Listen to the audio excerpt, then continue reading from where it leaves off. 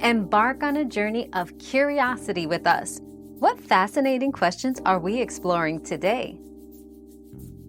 To unblock a phone, first identify if the blockage is due to a carrier lock, a blacklist status, or a device PIN, password issue.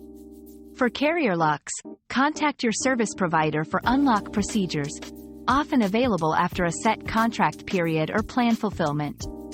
If blacklisted, reported lost, stolen, you'll need the original owner to request its removal from the blacklist through their carrier.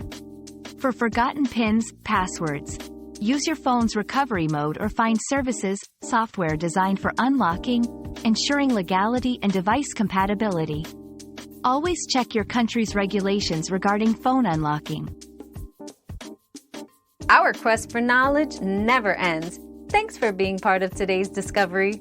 Subscribe, like, and share to join us on the next one.